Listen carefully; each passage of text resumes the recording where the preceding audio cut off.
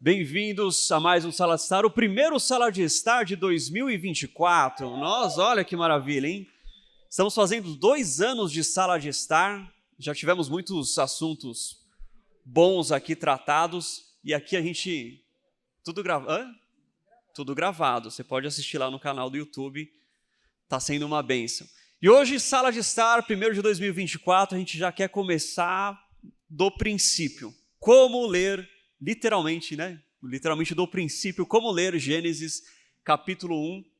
Hoje nós queremos esclarecer algumas coisas, mostrar como uma leitura contextualizada ressignifica muito do texto.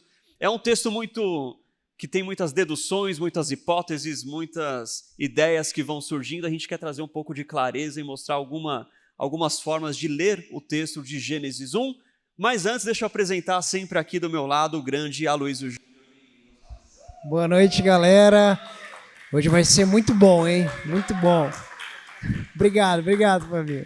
É uma bênção. O texto de Gênesis, assim, cada vez que eu leio, quando a gente começa na leitura bíblica anual, é um texto que, por mais que a gente já conheça muito bem, é tão profundo e cada vez mais a gente precisa entender mais como ler esse texto. E hoje vai ser muito interessante, né?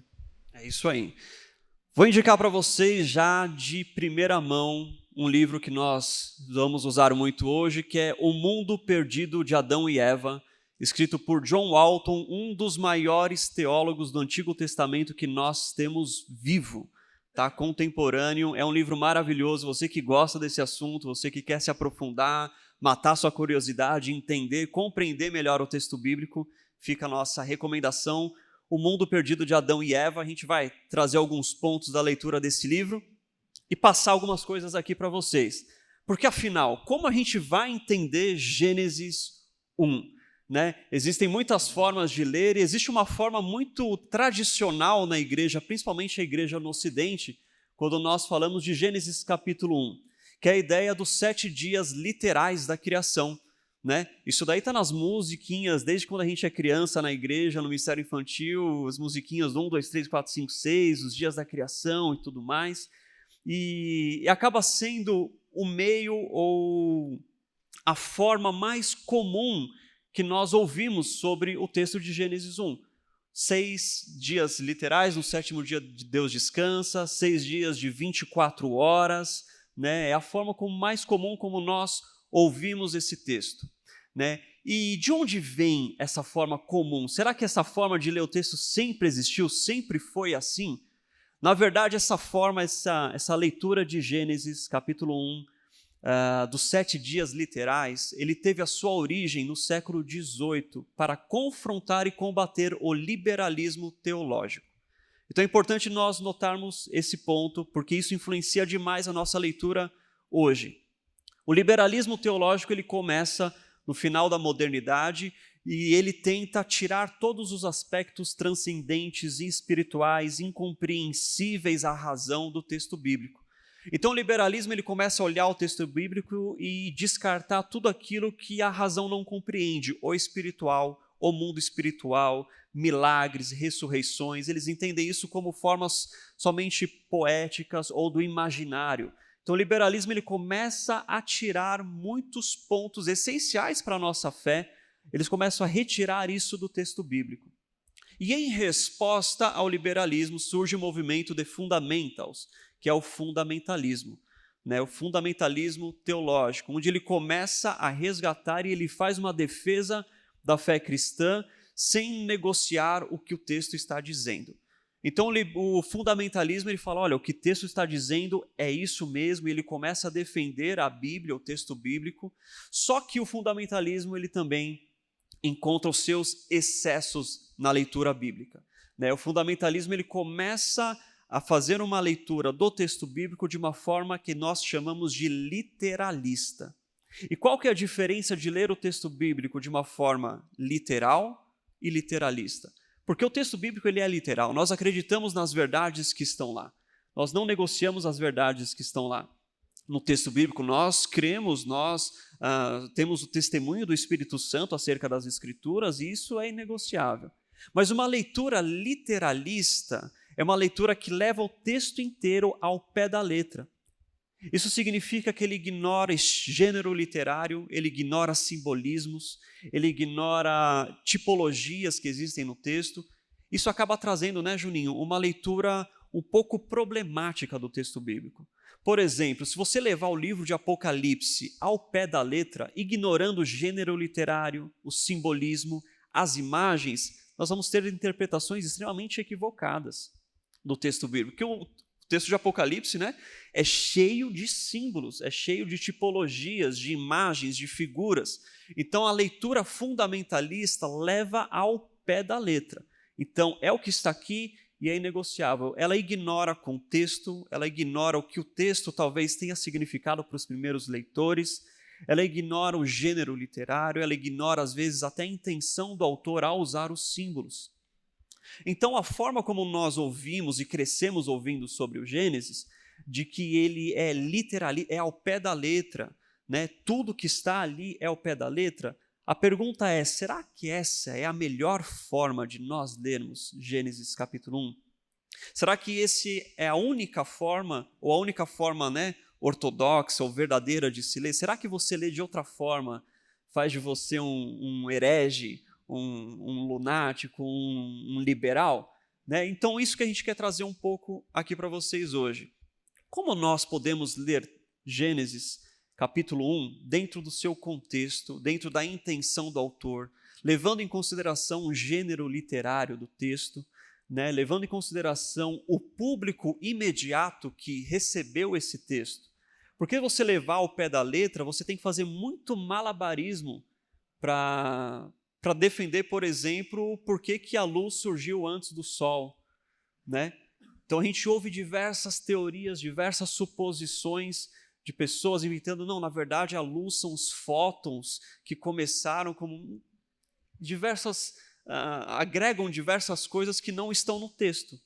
É muita suposição para pouco texto bíblico, né? Então, como nós podemos então ler e entender Gênesis capítulo 1 dentro do seu contexto, dentro do seu gênero literário, dentro da forma como o autor quis transmitir para o seu público-alvo? E aqui a gente chega num segundo ponto, né, João? Nós precisamos entender que o texto bíblico, ele foi escrito para um público imediato, para aqueles que primeiro receberam a mensagem. O texto, apesar de nos alcançar, ele não foi escrito para nós. Ele não foi escrito dentro da nossa cultura, não foi escrito no nosso idioma, não foi escrito dentro dos nossos pressupostos modernos e até exigências que nós fazemos e impomos dentro do texto bíblico. Ele foi escrito em uma cultura específica, para um povo específico, com um idioma específico e com um pensamento imaginário específico. Nós precisamos, ao fazer uma leitura de Gênesis, entender isso, que o texto não foi escrito imediatamente para nós, ele nos alcança, as verdades estão lá. Mas nós temos que ter um cuidado ao ler o texto bíblico de entender primeiro o que ele significou. Para então, ao entender o que ele significou para as primeiras pessoas que o ouviram, nós possamos trazer lições para nós hoje. O John Walton, ele traz uma frase muito interessante, coloca aqui no slide, por favor. Olha o que ele vai dizer. A autoridade bíblica é inseparável da intenção do autor. Deus investiu sua autoridade em autores humanos, o que torna necessário considerarmos a intenção comunicativa do escritor humano para que possamos entender a mensagem divina. Deus, ele escolheu homens dentro de uma cultura, dentro de um povo, com um idioma, dentro de todo um contexto para comunicar a mensagem divina. Então, esse homem, ao comunicar, ele faz o uso do contexto, do idioma, do imaginário, para que a mensagem seja passada e compreendida por aquele povo, para aquele público imediato. A gente tem que entender que a Bíblia é um livro muito antigo e foi escrito dentro de um contexto, uma cultura e um imaginário muito antigo e diferente do nosso. E se nós temos, né, mudanças de linguagem entre gerações, imagina quando nós vamos analisar um texto antigo. Por exemplo, você já conversou com um adolescente hoje? Você vai conversar com um adolescente, geração TikTok, ele vai usar diversos termos que nós não entendemos. Cara, a primeira vez que eu conversei com o Dutz, eu não entendi metade do que ele falou, porque ele usava uns termos, uns negócios assim muito, até hoje, né, Fabinho? Porque a gente é cringe, né? Que a nossa geração aqui já tem dificuldade de entender o que eles estão falando. Por quê? Porque é uma linguagem que compete à geração deles, que eles se entendem dentro de contexto, de figuras, do imaginário deles. A gente já tem esse problema. Imagina ao ler um texto de 3.400 anos atrás. Existem certas dificuldades que nós precisamos, então, entender muito do contexto para saber o que o texto significou. E um princípio de hermenêutica, né, Ju? Hermenêutica bíblica, de leitura bíblica, é de que o texto não pode significar aquilo que ele nunca significou. O texto ele não pode significar para mim hoje aquilo que ele nunca significou para o seu leitor imediato, para o seu público imediato. Por isso nós temos que entender o contexto, a linguagem, a forma, o gênero literário que o texto é escrito, as expressões que o texto é escrito e o que essas expressões significavam.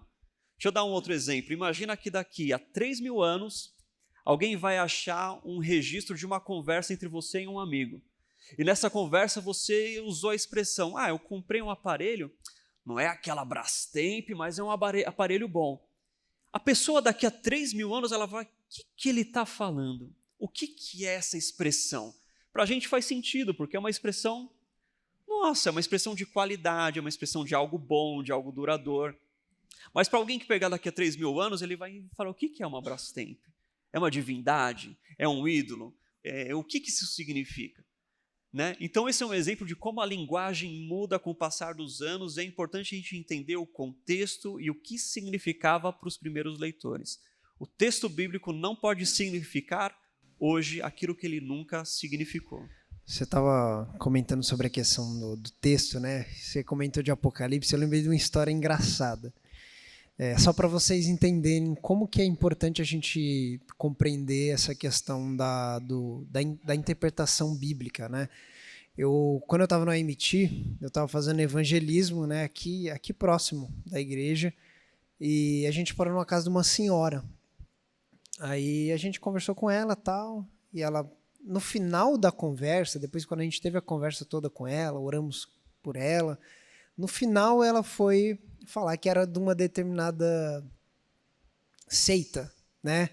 Falou que era de uma determinada seita, não nessa palavra, mas que eu identifiquei que era uma seita, né? E aí eu falei, não, tudo bem, tal, mas Jesus é o caminho, tal, falei, Deus te abençoe. E falei assim, olha, a gente tem um programa na TV, na época o pastor Edson estava pregando na rede TV, né? E a senhora assiste TV e tal. E aí eu fui, dei o panfletinho para ela, falou, não, na minha casa não tem televisão. Não tem porque eu fui ensinada dessa forma, que lá em Apocalipse, o bicho com as 3 antenas, 3 chifres, é a televisão, e sei lá o quê, tal. Aí eu, ouvindo no fundo, ela tocando um rádio, eu falei, então o rádio deve ser algum subdemônio. Antena, né? Só uma antena, deve ser um subdemônio ali. Então você vê como as pessoas têm, e o Ramon comentou sobre a questão de Apocalipse, que é um dos textos que a galera cria mais, assim, são inúmeros tipos de interpretações, as pessoas criam coisas, né? Até agora com o Atopalipse, né? Que está em alta agora, todo mundo falando do Atopalipse. Então, é interessante a questão da interpretação, que eu acho que até você ia comentar, que existe 3 pontos importantes sobre a interpretação, que é a locução, a elocução e a perlocução. A locução, na verdade, é aquilo que está escrito. O que foi dito? Foi escrito ali ou foi dito de uma forma verbal e depois escrito, anotado no texto. A locução é justamente o que está escrito. Ainda não teve uma interpretação, nada. A elocução, na realidade, é a intenção que o autor queria trazer sobre aquilo que foi escrito. O autor teve uma intenção, né? Então, ele queria falar algo para aquele contexto de pessoas, e dentro daquilo que ele escreveu, ele queria que aquelas pessoas entendessem que era aquilo que ele queria dizer. Então, quando a gente fala, por exemplo, uma questão de, sei lá, de Apocalipse, né? Muitas vezes quando João usa algumas linguagens ali, ele está querendo, na verdade, usar um contexto, também porque aquelas cartas eram passadas por muitas igrejas, ele queria usar de uma questão um pouco encoberta para que as pessoas entendessem o que ele queria dizer, né? Então, quando ele fala assim, ao anjo da igreja, ele está dizendo, na verdade, ao líder, ao pastor daquele local. Não quer dizer que o pastor é um anjo da igreja. Na verdade, ele estava usando um contexto e as pessoas dentro da igreja, espalhadas pelo Império Romano, eles iam compreender, né? Olha só, João ele está dizendo isso, porque eles já tinham aquele contexto neles, eles já compreendiam o que João queria dizer, né? Então, isso é o que nós precisamos entender. Dentro das escrituras, a gente tem vários tipos de literaturas. Então, eu sempre costumo falar, quando Paulo, quando Pedro, quando os discípulos liam algum texto bíblico, eles liam conforme a literatura. Eles liam um texto de Provérbios e eles sabiam que era um texto de sabedoria, que era um texto que não era uma questão narrativa, não era uma história, era uma questão de sabedoria. Quando ele lia o livro profético, eles entendiam que aquele livro profético era uma literatura profética e, portanto, ela tinha algumas implicações, né? Tinham questões que o profeta interpretava da própria Bíblia, que ele anunciava sobre o presente, sobre o futuro, sobre a aliança, sobre questões que eles estavam habituados. Só que a gente vai ler hoje, né? A gente, geração de Netflix, que gosta de comer McDonald's, e a gente interpreta de uma forma completamente equivocada do que o texto queria dizer. Então, isso que o Ramon está falando é muito importante. A elocução era aquilo que o autor queria falar, é muito importante porque a gente precisa saber que aqui a intenção do autor é onde está a autoridade bíblica. Não daquilo que talvez nós temos uma presunção do que estava escrito. É o que o autor queria dizer. E até você comentou sobre a questão do liberalismo, né? E a gente pode ver até muito antes, né? Quando começa a questão da interpretação alegórica, que a gente até falou já num Sala de Estar, mas aí tem, no começo da história da igreja, né, os pais da igreja, muitos tiveram dificuldade da interpretação. Então, muitos eles traziam uma interpretação alegórica do texto. Eles achavam que existia uma alegoria mística dentro de alguma... Existe um significado dentro daqui, olha, nessa palavra está escrito... Mas o autor que escreveu aquilo não quis dizer isso. Então quer dizer que aquele cara estava errado. Então a gente tem que se atentar. O que o autor queria dizer para o seu público? E é isso que a gente deve fazer com o livro de Gênesis. Entender o que o autor de Gênesis queria dizer para o seu público, né? É isso aí. E aí a pergunta que fica é, será que Gênesis 1 ele tem preocupação científica? Será que ao nós fazermos uma leitura de Gênesis 1, nós encontramos ali ciência? Será que há uma preocupação do autor do livro a falar cientificamente como é que as coisas foram originadas, como é que a criação veio à luz, como é que tudo foi criado? A resposta é não. Mesmo porque a ciência é algo muito, mas muito posterior ao texto bíblico. Às vezes, nós lemos o texto bíblico querendo que ele seja científico. E esse é um erro de interpretação. Nós lemos o Gênesis 1, né, Ju? E querer que ali fale algo que corrobore com a ciência para validar o texto bíblico é algo extremamente prejudicial e perigoso. Porque quando nós lemos Gênesis 1 e queremos que ele se encaixe com a ciência, então, nós fazemos da ciência uma autoridade interpretativa e não o próprio texto bíblico. Quando eu quero encontrar ciência em Gênesis 1, não, porque aqui ele falou que foi assim que foi criado, então primeiro foi isso, depois disso, e a ciência, né? A gente está querendo impor no texto bíblico aquilo que ele não significa, e a gente faz da ciência a autoridade interpretativa para o texto, né? Então, é muito da nossa mente moderna. É uma exigência nossa moderna, ao ler o relato da criação, querer que ele se equipare com a ciência, querer encontrar algo científico ali, e não é essa a preocupação do autor. O texto de Gênesis não foi escrito para rebater a ciência moderna, ele não foi escrito para confrontar Darwin, ou confrontar Richard Dawkins, ou qualquer outro nome, ele não foi escrito para esse contexto. Isso é algo muito moderno, é algo muito da nossa leitura, e às vezes nós queremos encontrar ciência em Gênesis 1, mas isso é uma forma errada de ler. Porque na tentativa de validar o texto bíblico, na verdade, nós reduzimos a autoridade bíblica e damos maior autoridade para a ciência, né? Então, se Gênesis não foi escrito para ser um texto científico, qual foi o sentido, qual foi a teleologia, o telos, o propósito dele? Gênesis foi escrito para confrontar as cosmogonias dos povos do mundo antigo, ou os mitos de criação dos povos do mundo antigo. Nós não podemos esquecer que nós estamos falando do Antigo Oriente Próximo, em aproximadamente 1400 anos antes de Cristo, de um povo que estava dentro de uma cultura, de um imaginário do mundo antigo, e um povo que tem sua origem na Mesopotâmia, com Abraão, e um povo que passou pelo Egito, 300 anos no Egito, um povo que está bombardeado de culturas, hipóteses e mitos de origem da vida, do mundo. Então, o texto, o relato de Gênesis, ele vem para confrontar esses mitos dos povos antigos. Se você não sabe, tem um documento muito antigo chamado Enuma Elish, documento mesopotâmico. E ele tem uma teoria da criação do mundo. E a criação do mundo nesse Enuma Elish, ele parte de um princípio, que é o mesmo princípio que a gente vai encontrar nos mitos do Egito, que é o princípio das águas primordiais. A água, o oceano, o mar, ele sempre foi uma figura de caos e desordem. No mito do Enuma Elish, é a partir do encontro ou do choque entre os mares que os deuses vêm à existência. Então, o mar, o caos, a figura das águas primordiais é anterior à existência do Deus. Então, o choque dessas águas faz um Deus emergir. A mesma coisa a gente vai encontrar nos mitos egípcios. No princípio era o estado de Num, né? O estado de Num, que é o estado primordial das águas primordiais, que era o caos, e a partir das águas um Deus surgia. Então, esse é um mito de criação que estava muito enraizado na cultura daquele povo hebreu que estava cativo no deserto e precisava aprender sobre seu Deus Criador. Então, a primeira coisa que Moisés diz, ou na verdade o autor de Gênesis diz, quando ele vai falar do relato bíblico, ele fala: o Espírito do Senhor já pairava sobre as águas. O que ele está falando? Não foi a água que deu a origem ao nosso Deus, mas o nosso Deus, ele já era pré-existente até mesmo à água, ao mar, ao caos.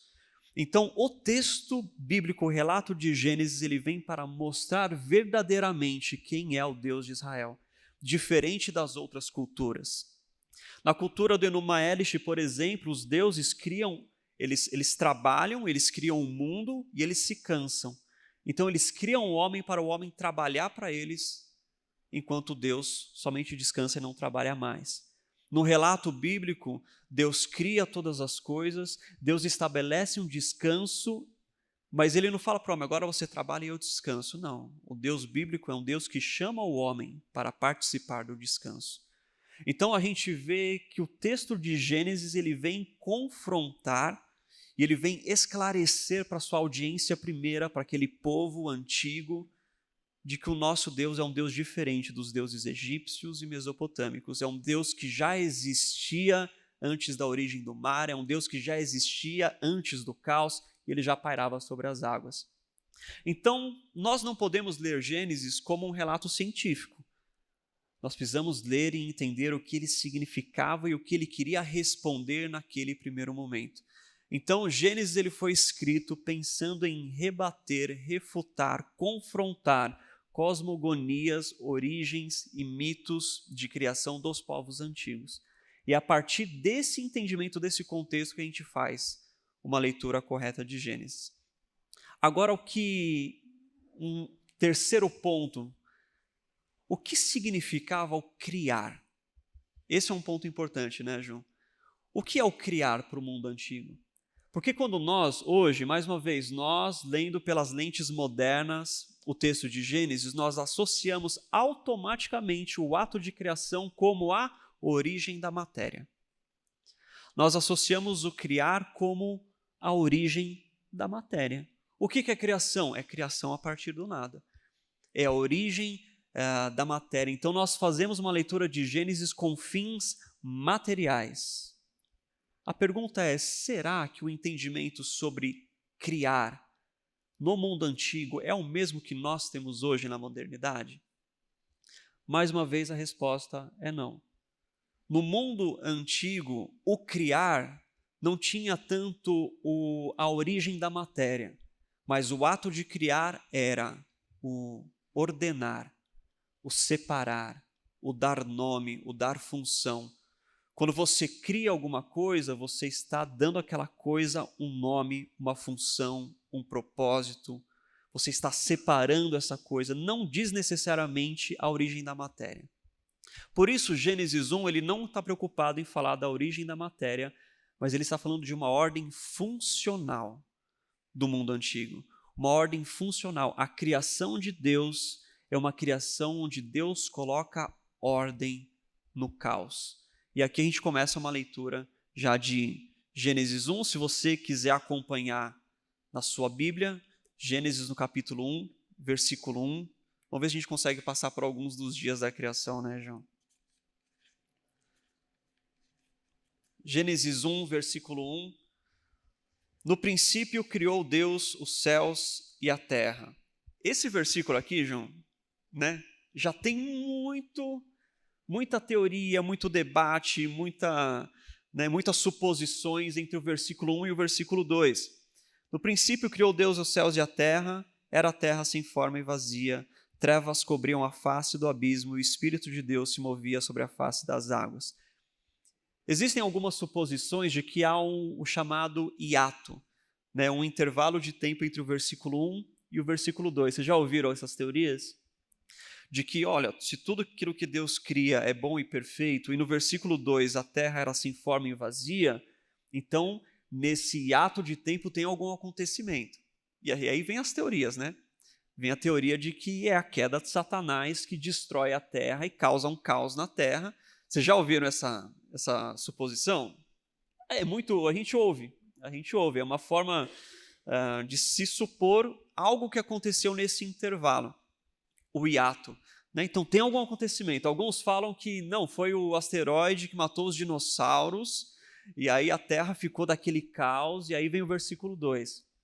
A pergunta é, será que é isso que o texto está falando? Ou será que são suposições que nós fazemos para tentar encaixar algumas outras teorias, e nós supomos e tentamos, né, imputar isso no texto bíblico? Será que essa é a intenção do autor? Mais uma vez, a resposta é não.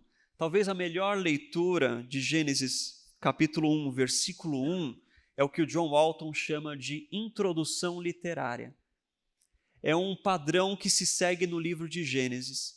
Então, como se ele dissesse da seguinte forma: no princípio criou Deus os céus e a terra, e foi assim que aconteceu.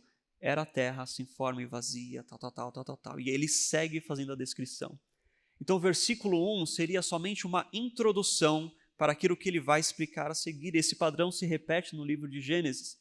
A gente vai encontrar lá, esta era a vida de Jacó. Tendo José, o seu filho, 12 anos, tudo mais, a introdução e o relato na sequência. E a gente vai encontrar esse padrão se repetindo em Gênesis. Então, talvez a forma mais sensata e que se enquadra dentro do texto bíblico ao ler o versículo 1 é como uma introdução literária. É como se ele estivesse dizendo: no princípio criou Deus os céus e a terra, e eu vou te contar agora como é que aconteceu. E aí ele começa com: era a terra sem forma e vazia, trevas cobriam a face do abismo e o Espírito de Deus se movia sobre a face das águas. Nós vemos aqui aquilo que eu acabei de falar, de que o Espírito já estava, né? Não foi o mar, as águas que deram origem a Deus, mas o Espírito de Deus, ele é anterior à criação. O Espírito de Deus já estava presente. Aqui já é um ponto apologético que o texto traz na cultura do mundo antigo. E até interessante você falar essa parte, só um parênteses.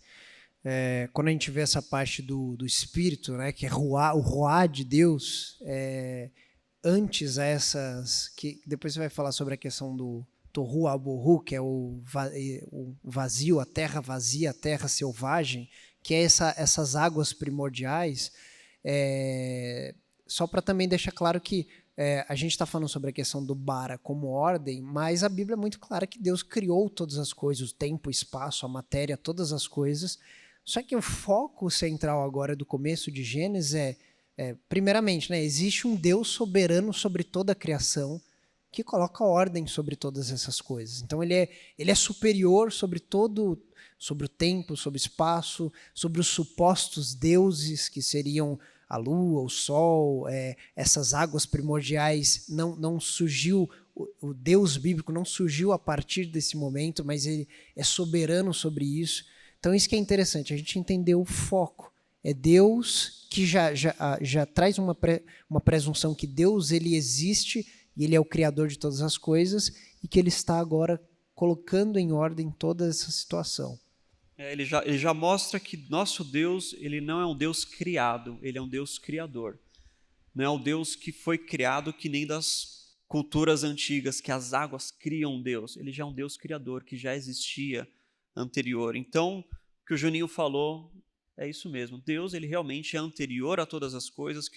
O texto ele não está dizendo que não é isso, mas ele está nos apresentando uma forma que vai confrontar o pensamento do mundo antigo.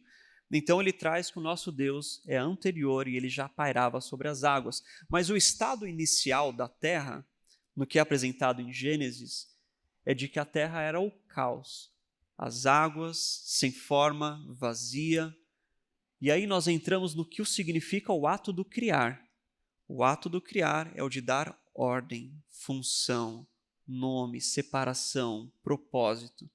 Então a intenção de Gênesis capítulo 1 é nos mostrar como Deus trouxe ordem ao cosmos, como Deus ordenou todas as coisas, trouxe função para todas as coisas, nomeou todas as coisas. Então o relato de Gênesis ele tem essa preocupação. A criação não é de origem material, não está falando da origem da matéria, como surgiu a matéria, mas está falando como Deus ordenou todas as coisas e preparou todas as coisas, dando função, ordem, sentido. O relato é um relato funcional acerca da criação. Então ele começa com o estado de que a terra era sem forma e vazia. As águas significam sempre o caos no mundo antigo, porque as águas elas não eram muito desbravadas, começaram a ser desbravadas muitos anos depois. A gente vai ter lá os povos fenícios que desbravam as águas, mas sempre foi uma figura de caos, algo perigoso, né? Algo incompreensível, desordem. Tanto que a gente tem, quando nós estudamos o livro de Jó, nós falamos dos monstros marinhos, né? Os monstros marinhos como figuras do caos que governam os mares. Então, as águas representa desordem, representa caos, a ausência de ordem, a ausência de função. Então, o estado original do mundo era uma terra sem forma e vazia, e as águas estavam lá representando desordem. E aí o relato de Gênesis nos mostra Deus ordenando todas as coisas, organizando todas as coisas, controlando o caos, dando sentido, propósito para a sua criação. E aí ele vai dizer a partir do versículo 3, disse Deus, haja luz, e houve luz. Deus viu que a luz era boa e separou. A gente vai encontrar no Gênesis, por muitas vezes, o termo separar. Separar faz parte do ato de criação. Separação é criar. Você separar algo do outro para dar forma, para dar função, é um ato de criação. Então a gente vai ver por muitas vezes Deus separando, Deus nomeando, Deus dando função. São atos de criar, atos de colocar ordem e ordenar todas as coisas. Deus disse, haja luz, viu que a luz era boa e separou a luz das trevas. Deus chamou a luz de dia. Ele não chamou a luz de luz, ele chamou a luz de dia e chamou as trevas de noite e não as trevas de trevas. Passaram-se tarde de manhã e esse foi o primeiro dia. O que o relato do primeiro dia nos mostra? Deus dando origem ao tempo, dia e noite. Deus separando o dia da noite, a luz das trevas. O dia primeiro da criação é Deus dando a origem ao tempo, organizando o tempo. Deus preparando o ambiente. Esse é o relato do primeiro dia, separação e Deus nomeando um e o outro. Deus está criando o tempo. No dia 2, Deus vai dizer o seguinte, a partir do versículo 6, disse Deus, haja entre as águas um firmamento que separe águas de águas. Então Deus fez o firmamento e separou as águas que ficaram embaixo do firmamento das que ficaram em cima. E assim foi. Ao firmamento Deus chamou, nomeando mais uma vez, separação, separando e nomeando. Deus chamou céu. O que Deus faz no segundo dia? Deus ele faz a separação da água, água de baixo, água de rios, mananciais, mares, e água de cima, que é o controle de chuvas, né? Águas de chuva, águas que estão... E é interessante a gente entender que no mundo antigo eles não tinham uma percepção de céu igual nós temos hoje. Eles acreditavam que o céu era sólido. Tanto que a palavra aqui ela era trazida por muitas vezes, traduzida a palavra firmamento como abóbada, né? Porque eles entendiam que era algo sólido. Eles não imaginavam que o céu é uma atmosfera que nem nós sabemos hoje. Então, a separação é colocar as águas em um lugar sólido em cima e separar as águas de baixo. E criar entre elas um espaço chamado céu. O que está acontecendo nesse segundo dia? E faz muito sentido para um povo antigo. Deus, ele está, ao separar as águas, ele está regulando o clima. As águas de cima, as águas da chuva. Deus está ordenando os climas. E isso é algo que faz muito sentido e é muito importante para a vida do povo antigo. Né? A regulação da chuva, a regulação do clima era essencial para a manutenção da vida, para o alimento, para a produção, né? Para a existência humana. Então, no segundo dia, Deus separa as águas e Deus cria e Deus organiza o clima. Se no primeiro dia Deus organizou o tempo, no segundo ele organiza o clima. A partir do versículo 9, a palavra vai dizer o seguinte, disse Deus, ajuntem-se num só lugar as águas que estão debaixo do céu e apareça a parte seca. E assim foi. A parte seca Deus chamou terra e chamou mares o conjunto das águas e Deus viu que ficou bom. Então disse Deus, cubra-se a terra de vegetação, plantas que deem sementes e árvores cujos frutos produzam sementes de acordo com as suas espécies, e assim foi. A terra fez brotar vegetação, plantas que dão sementes de acordo com as suas espécies, e árvores cujos frutos produzem sementes de acordo com as suas espécies. Deus ele está separando e abrindo um lugar para a terra, né? Separa as águas para que surja terra e plantio. Deus ele está ordenando para que haja vegetação e as sementes produzam segundo a sua própria espécie. E esse daqui é um terceiro elemento essencial para a vida do mundo antigo, o alimento. Então, no primeiro dia, Deus traz origem ao tempo, no segundo, o clima e no terceiro, o alimento, a produção alimentícia.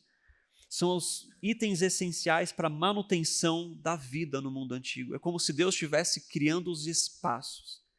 Esse é o relato dos 3 primeiros dias. Nos 3 dias seguintes, nós vamos ver Deus povoando esses espaços.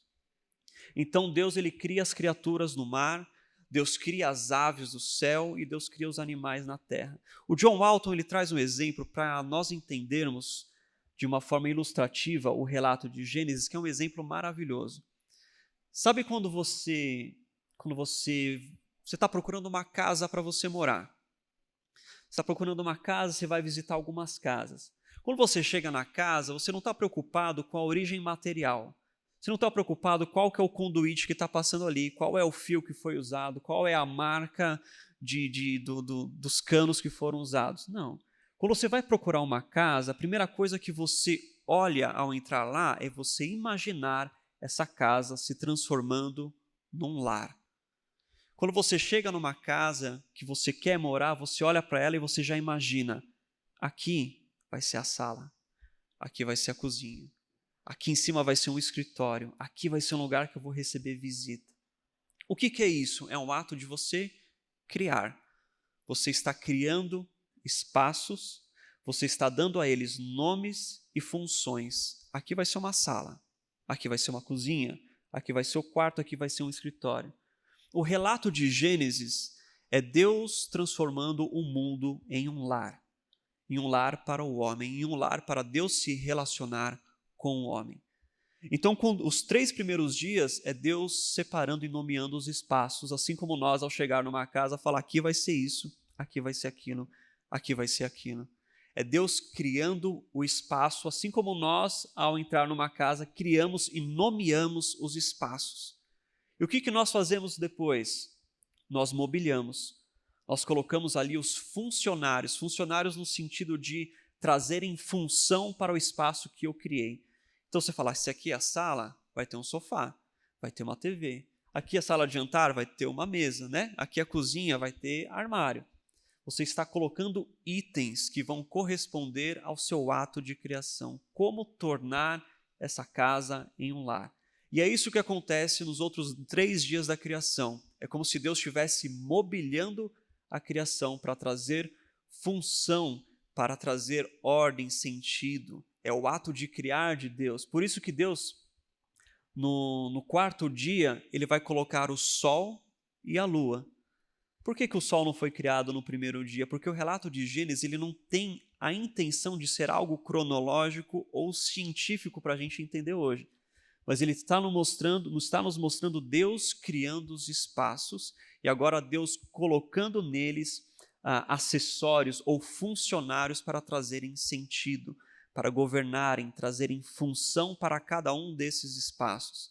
E ao Deus colocar sol e lua, Deus está colocando eles ali para governar o dia e governar a noite, as estações, né? Os anos, o cálculo dos anos, as festas, né? O sol e a lua ele tem muito significado na cultura hebraica como sinais das festas, sinais das comemorações. Então, esse ato de Deus agora é um ato de mobiliar e colocar a serviço do homem todos esses funcionários que ele coloca na criação. Os 3 primeiros dias é Deus separando espaço. Os 3 dias seguintes é Deus colocando ali mobília para transformar o mundo em um lar. Uma coisa interessante, só para a gente voltar um pouquinho para prosseguir, é que vocês começam a perceber, quando você começa a entender essa questão da narrativa, você percebe que a narrativa ela está mostrando que, primeiro, existe um Deus criador e ele está mostrando basicamente o propósito daquilo que ele está fazendo, por que ele está ordenando aquilo. Quando a gente volta um pouquinho, às vezes as pessoas têm até dúvida em relação focou direto na Terra, mas e o universo é tão grande, o pessoal questiona, mas o universo é tão grande, como pode só de repente ter aqui a Terra, essas coisas? Quando a gente volta no versículo 1, que fala, do hebraico vai falar Bereshit bara Elohim et hashamayim vet haaretz, né, que fala hashamayim vet haaretz, ele vai falar sobre os céus e a terra. Quando a gente analisa sobre isso da ótica das pessoas do Antigo Testamento, eles vão olhar sobre o Hashamayim e o Haaretz, os céus e a terra, é tudo que eles veem. O que eles olham para o céu, o que eles olham para a terra, é o universo, é o cosmo que eles entendem. Eles vão saber que tem ainda não tinham desenvolvido ainda a astronomia, eles ainda iam entender, compreender, e os povos antigos tiveram muito conhecimento a respeito disso, mas eles não tinham ainda entendido que existem estrelas, que existem isso, aquilo, existe um universo gigantesco, porque aquilo era o que eles viam. E basicamente isso até a gente chama, né, na teologia de o princípio da acomodação. Deus está começando a se revelar, se você for pensar, a um povo que viveu há 3, 4 mil anos atrás, no meio de um deserto, e eles tinham uma percepção de vida muito diferente da nossa. Eles não tinham History Channel como você tem hoje. Não abria lá o History Channel para entender o que é um buraco negro, um negócio. Eles não tinham essa percepção. Então Deus ele mostra basicamente isso. Olha, os céus e a terra eu criei. Tudo que vocês enxergam, eu criei e estou colocando ordem sobre todas essas coisas. Quando começa a dar esse prosseguimento, a gente começa a perceber que o foco começa a ser para as coisas da terra. Por quê? Porque a narrativa ela está construindo que esse Deus soberano está construindo justamente o que o Ramon falou, um lar. Ele está construindo um lugar, um ambiente onde as pessoas possam viver de fato, onde elas possam produzir, onde elas possam criar, ter sonhos, objetivos. Basicamente é isso que é o foco central dessa narrativa de Gênesis.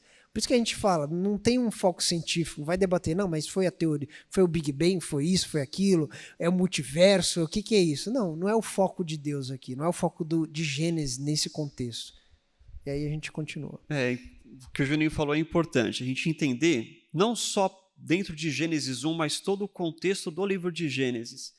Porque ele está nos mostrando um Deus que criou um lar para o homem e convida o homem a desfrutar desse lar com ele. O homem peca e tudo mais, e Deus promete uma redenção a partir de um povo, que ele vai formar em uma aliança. Então, o que o texto está trazendo é uma linha de raciocínio. Deus criou o homem para estar com ele, mas o homem se separou de Deus e Deus elegeu um povo para, com uma aliança, trazer a redenção. Então ele está fazendo uma conexão para voltar as pessoas para entenderem qual que era a origem e por que Deus está fazendo uma aliança com a gente. Então o relato de Gênesis está mostrando Deus criando algo para estar com o homem, dando ordem, função, e como Deus, ao criar a humanidade, ele tem esse desejo de compartilhar e de restaurar e de o homem voltar a habitar com ele, e ele escolhe um povo para, a partir desse povo, trazer uma redenção e nos levar de volta ao princípio, né? Então, o relato de Gênesis não quer nos mostrar um Deus que criou e um Deus que vai resgatar, um Deus que tem um propósito naquilo que ele criou e tem um propósito naquilo que ele vai fazer ao resgatar, e para isso ele precisa de um povo. Então, Gênesis, a preocupação do início do capítulo 1 e 2 de Gênesis é mostrar um Deus que criou algo para o homem, para estar com o homem.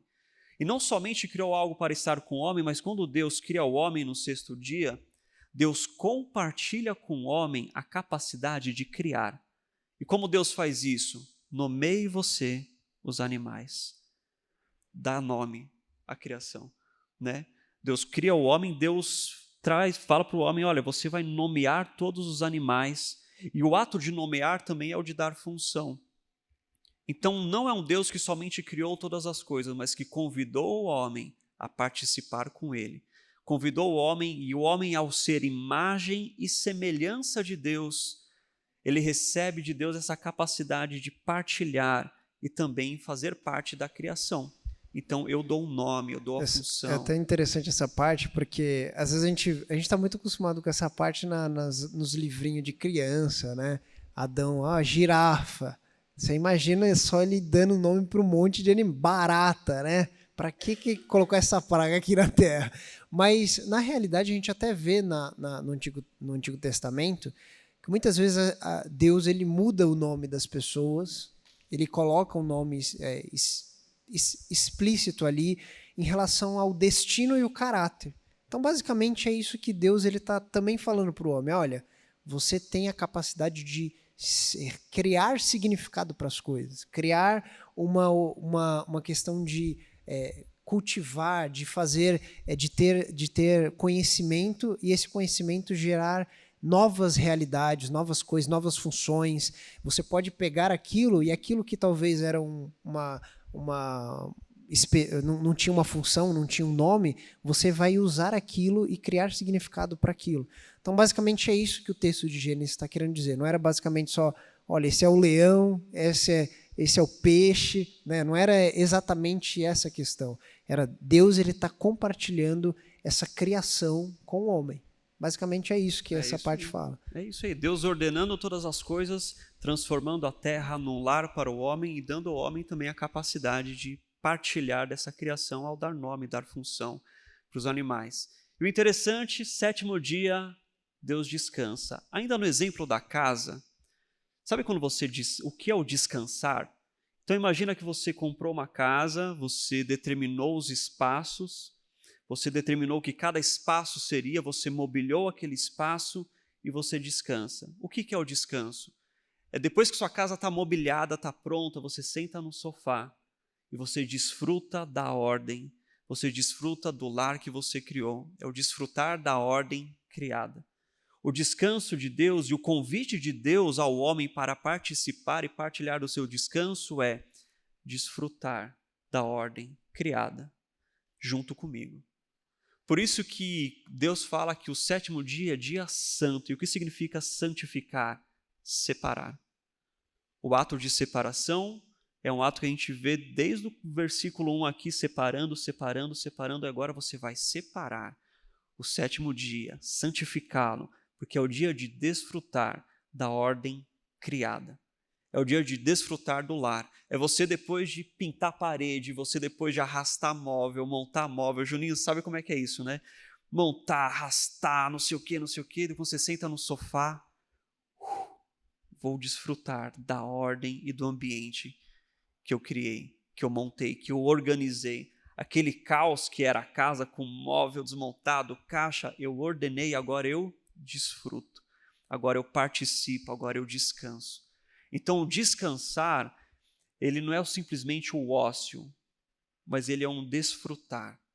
Quando Deus chama o homem para descansar, é como se o pai da casa chamasse o filho para desfrutar da ordem com ele. O filho não tem as preocupações. O pai tinha muitas preocupações. O pai, ele está preocupado com o alimento e com as coisas e tudo mais, e o filho, ele só está descansando com o pai, na segurança do pai e desfrutando da ordem na presença do pai. Então, quando a palavra fala de descanso, o lugar de descanso, o autor de Hebreus fala muito isso, lugar de descanso é um lugar de segurança, é um lugar de paz, é um lugar de ordem, e é um lugar que nós só vamos encontrar em Deus. Por isso que Deus fala para o povo no deserto rebelde, juro pelo meu nome que vocês não entrarão no meu descanso. Vocês não vão descansar da ordem que eu criei. Vocês não vão descansar da segurança que eu trago, do ambiente que eu preparo. Vocês não vão descansar na minha presença. Por isso, quando Deus nos chama para o descanso, é um chamado para o desfrute. Desfrutar da ordem, da segurança que há em Deus, da presença que há em Deus, do relacionamento que nós temos com Deus, da confiança, onde nós podemos realmente descansar, repousar e separar um tempo para estar com Ele. Então, o 7º dia é Deus descansando da sua obra criada e chamando o homem para partilhar desse lar que foi criado. Então, quando nós lemos Gênesis, entendendo o que ele significa, primeiro confrontando as culturas antigas, segundo entendendo que Deus ele está criando tudo isso simplesmente para colocar o homem, para que o homem governe a casa, para que o homem ele lidere a casa e para convidar o homem a um descanso, isso embeleza tanto o texto de Gênesis. Né, Jô? A gente estava falando como essa forma poética que o texto é apresentado traz uma beleza magnífica ao texto. É um Deus que não criou a gente para trabalhar para Ele, é um Deus que não nos criou para sermos escravos dEle, é um Deus que nos criou para desfrutarmos com Ele do lar. Cara, isso deixa o texto maravilhoso. Faz sentido para vocês? Deixa o texto muito mais belo, traz muito mais sentido. Então, como nós entendemos então Gênesis 1, como nós devemos ler Gênesis 1? Como um relato de origem funcional. Deus criando tudo, trazendo ordem ao caos, ao ambiente desordenado, para que o homem possa ali habitar. E Deus coloca o homem para governar a criação. Deus responsabiliza o homem, Deus partilha com o homem, Deus coloca o homem como seu representante ali. E o texto de Gênesis nos ensina esse caráter funcional. Um Deus que criou para estar com o homem, que ordenou todas as coisas para estar com o homem. A promessa de descanso que nós vamos encontrar em Deus nos novos céus e na nova terra é o desfrutar da companhia dele em um estado de ordem, onde o caos que o pecado trouxe, onde a desordem que o pecado trouxe, onde o medo e a insegurança que a morte e o pecado trouxe, vão ser destruídos e nós vamos desfrutar de uma ordem plena com Deus, num novo céu e numa nova terra, onde não haverá mais o caos do pecado, o caos da morte, o caos da doença, o choro do sofrimento. Nós só vamos desfrutar da presença dele na ordem criada por ele. Olha como o início se conecta com o fim, a promessa de ordem, a promessa de descanso. Por isso o nosso chamado, o chamado de Deus para o homem, é estar com Ele, desfrutar com Ele, descansar com Ele. E aí Hebreus vai dizer, aqueles que têm fé é que desfrutarão do meu descanso. Cara, é uma promessa futura maravilhosa, é uma esperança maravilhosa. Então, quando nós lemos assim o texto de Gênesis, ele floresce de um jeito que faz muito mais sentido do que nós lermos e impormos nele questões científicas ou qualquer outra coisa. A gente destitui o texto da sua beleza original e daquilo que ele representa, daquilo que ele conversa com toda a Bíblia, né, João? Daquilo que ele apresenta em todo o texto bíblico. Então, essa é uma das formas, e uma forma belíssima de se fazer a leitura do texto de Gênesis. Tá bom? Essa parte até do descanso, né? Porque às vezes a gente poderia falar muitas outras coisas, né? Tem muita profundidade para falar sobre o texto, mas eu gosto muito dessa parte do descanso, né? Porque uma das questões que nós também compreendemos que a narrativa vai dizer é que Deus, ele descansa desfrutando da sua criação, mas ele também desfruta da questão do estabelecimento da criação. Então, a criação é estável, porque Deus é soberano sobre a criação. E isso, quando parte, sempre a gente tem que trazer isso para o nosso coração, ainda mais para a nossa geração, que é uma geração desesperada, ansiosa, depressiva por muitas questões.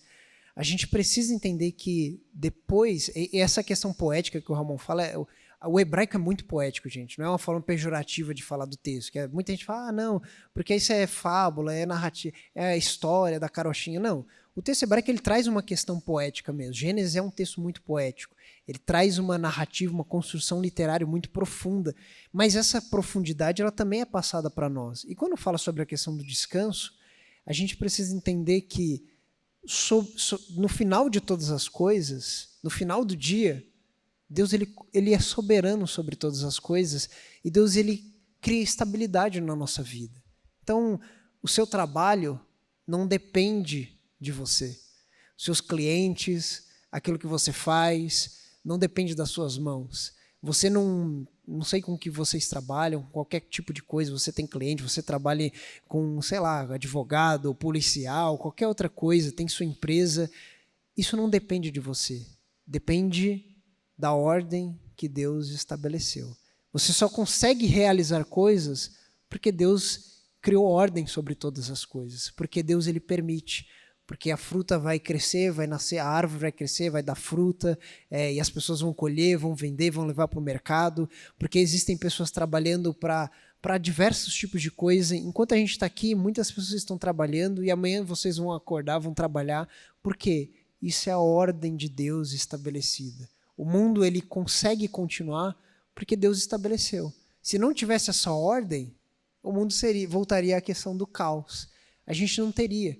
Então, às vezes a gente olha para o mundo, por mais difícil que seja, mas a própria ordem que nós vemos no mundo é porque Deus tem misericórdia. Ainda que caída, ainda que em pecado, ainda que com muitos problemas, com desigualdade social, com preconceitos, com prejuízos, com pobreza, ainda assim existe uma ordem, ainda existe, ainda cresce fruta, ainda cresce alimento, ainda existe chuva. Por quê? Porque Deus é misericordioso e ele ainda estabeleceu a sua ordem. Basicamente essa é a questão poética que Gênesis vai trazer, né? Ainda vai permanecer o alimento, ainda vai permanecer o clima, tanto que a gente até nem comentou sobre a questão do paralelo que tem com Gênesis 6, quando vai falar sobre a questão de Noé. Quando Deus ele traz o dilúvio, traz toda aquela questão de seria uma recriação, traz uma desordem para criar uma ordem novamente por conta do pecado, ele basicamente vai trazer os mesmos estabelecimentos que ele trouxe em Gênesis 1. Ele vai falar, ainda vai existir, se puder achar aí o versículo, ele vai falar assim, enquanto houver a humanidade, enquanto houver a criação, vai existir clima, vai existir verão, vai existir inverno, vai existir alimento. Então, Deus ele promete, numa atitude de amor para a humanidade, que as coisas vão continuar em ordem. Ele não vai simplesmente sair, ir embora e deixar a gente aqui largado. Não, a ordem ela é estabelecida como um ato de misericórdia de Deus. O texto de Gênesis 8, lembrando o dilúvio, a água, mais uma vez a figura de caos, de desordem, né? Deus ele trazendo o dilúvio. Depois, né, que o fim do dilúvio, Deus ele vai dizer o seguinte em Gênesis 8, 22.